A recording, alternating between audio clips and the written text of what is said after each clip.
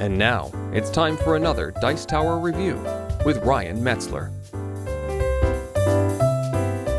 Hey everybody, Ryan Metzler here today, and today we're going to be looking at a game designed specifically for use with the Deck Tet. Now, you may have seen my previous overview of what the Deck Tet system is and what it can be used for, but today we're going to look at Magnate, a specific game designed for use with this deck.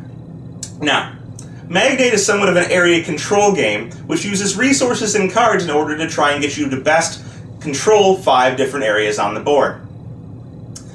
The game can be played using only the Deck Tet, a couple of dice, and some chips, which are available in several different forms. You can actually use your own cubes or different poker chips, or maybe even pawns if you'd like.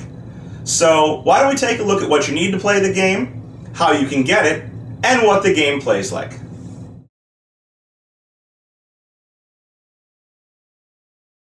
So before you here, you see everything that you're going to need to play a game of Magnate. You're going to need a Deck Tet, which is available either for purchase online for under $10 easily, somewhere around $5 or $6. You're going to need a copy of the rules, which can be gotten in either the Deck Tet book, or you can get them for free online. And you're going to need 3 dice, 2 d10s and a d6, and 6 different colors of tokens. Now the tokens you see here are very nice quality tokens that I have gotten through GameCrafter. These are 6 colored tokens which are matching the suits for Deck Tet. You can actually see images of all the different suits, but you could use something as simple as cubes or different colored dice in order to represent your own resources. The rules are only 7 pages long, and you can learn them pretty easily. There's not too much text. It's very easy to go over. So with all that said, why don't we take a look at how the game plays.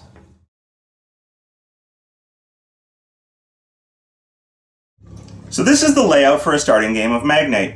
And what we have here is 2 sides of the board. One side is going to be closer to me, and the other side is going to be past these cards. The cards in the center represent different districts of a duchy, and there's going to be 5 of them. 4 of them are going to be the pawns of the game, which each have 3 suits. As this is a 6-suited deck, there's going to be a distribution of the 6 different suits amongst these cards. The center card is the Excuse, which is considered to be a wild district in which you can play any color or any suit of card. The 6 cards that are here in front of me are going to be the crown cards, 1 for each suit, and these are going to be shuffled and dealt out to the 2 different players at the start of the game. These will determine which resources each player gets at the beginning of the game and how they will start playing. So as you can see here, if I flip these over, one player will get a water, a sun, and a not resource, while the other will get the other 3 resources of a worm, a moon, and a leaf. So each player will have their side of the board with their 3 crowns depicting their starting resources, their starting resource chips, and they will be dealt an initial hand of 3 cards. On a player's turn, they must do 3 things. The first thing they must do is roll the 2 d10 that I told you you'd need for the game.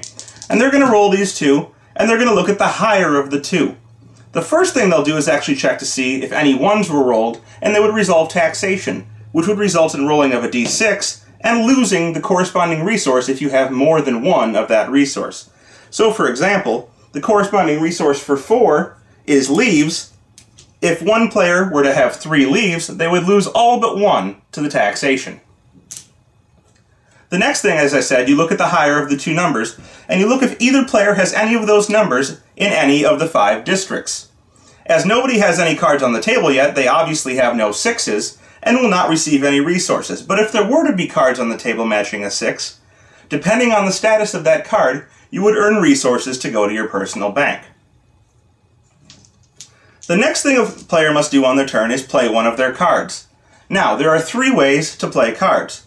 The first is that you may discard a card. For example, I have the Ace of Waves here. I could discard this ace, and I would get 2 resources. The 2 resources I would get for discarding an ace would both be waves. So for discarding this, I would get 2 of the blue resource and add them to my resource collection. Alternatively, you could discard a ranked card, for example, a 5 here. This is the 5 of suns and waves. And if I were to discard this card, I would get 1 sun and 1 wave resource. The second way to play a card is to pay all of the resources required for playing the card and to play it in one of the districts. So, aces as they're a rank 1, require 1 resource to play the card into a district, and it would require 1 resource of the type of waves. So, as I have a wave resource right here, I could discard my wave resource and play this into any one district as long as waves are depicted on the district card, on the pawn in that district, leaving me with the choice of the Lightkeeper, which is suns, waves, knots, or the Borderland, which is waves, leaves, and worms. I'll choose to play my card in the Borderland, and now the next card that I play in that region must match water on its card as at least one of its resource types.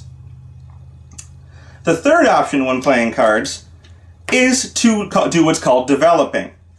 And what you do in that case is if you can't afford to pay all the resources for a card, for example, an 8 here would require 8 resources, and as this is the 8 of worms and knots, it would require at least 1 worm, at least 1 knot, and then 6 more resources matching either worms or knot in any combination. Now, I quite obviously don't have this, but let's say I were to have 2 resources, 1 worm and 1 knot each. I could pay those resources and play this card into a district as a development. And what that means is that this is a card that I currently have in play, but I have not yet paid for fully. What it will do is that if, during the beginning of the term, we roll the dice, and an 8 happens to come up, I will get 1 of the 2 resources from the card. Cards that are fully developed, meaning that I've paid all of the resources for them, will provide both resources when the dice are rolled and the higher number matches that card. Developed cards, or cards that you are developing, will require the initial 2 resources to play onto the board. So it would require me 1 worm and 1 knot, and those would go back to the common resource pool. Then, throughout any of the rest of my turns, I may move resources from my resource pile onto the card in order to pay for it. Again, it's going to require me 8 more resources, at least 1 knot and 1 worm, and any combination of those to finish the card. Once I reach 8, I will turn the card, remove the resources, and place them back in the common pool.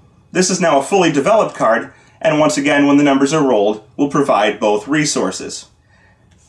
It's important to note that you may only have 1 developing card in each district, and you may never develop further beyond that card until you have finished that card and had it turned the correct direction.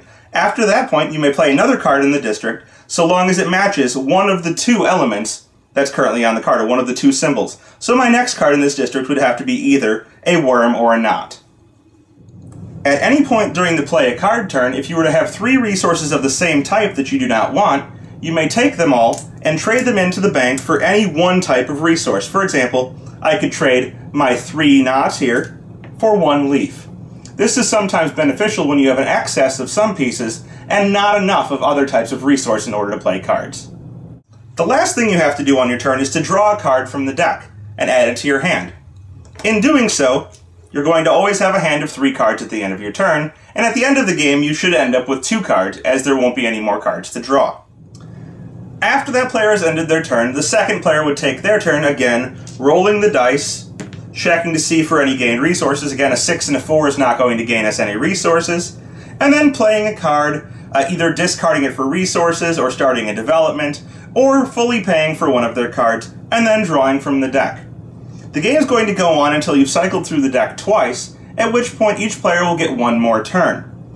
The concept of the game is to have the highest combination of ranks in each of the districts. So you're going to look at all of the cards that you have finished developing in each district, meaning that you've paid fully for them, or that you started developing them and then managed to pay all of the resources and turn them normally.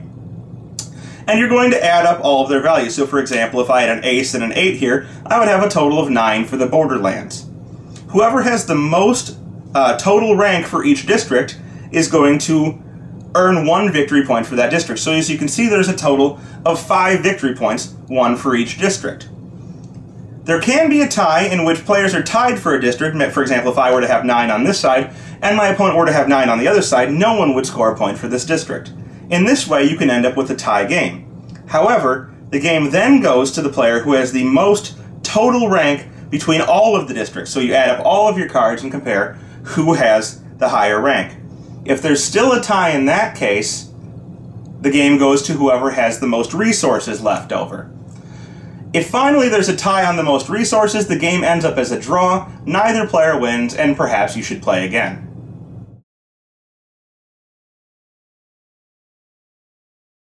So that's Magnate.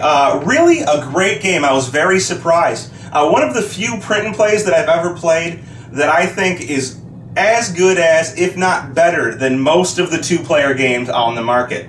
This is one that I think has a great deal of strategy. It's nice that it actually includes dice and cards, two randomization things that I'm not really a fan of, but these seem to manage it in a way that I really enjoy.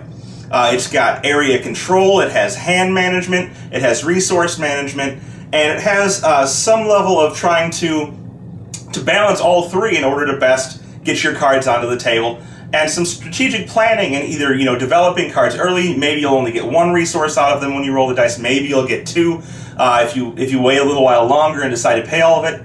The higher cards are obviously better, as if you're taking the higher of two dice rolls. The higher cards, for example, 9s are always going to come up more often than 2s, since it's hard to get the higher of two dice being a 2. Now, I think this is a great game. I think it should be published. And I think it's amazing right now that it's available for either free, printing your own copy, or for very low cost, being able to use your own tokens, being able to make your own deck. I think it's a great game. If there's a publisher out there who's looking for a great card game, really, I think this is one that should be picked up. It's very, very good. If you haven't tried it, or if you have a deck tet and you're looking for something great to do with it, try out Magnate. It's very good. I don't think you'll be disappointed.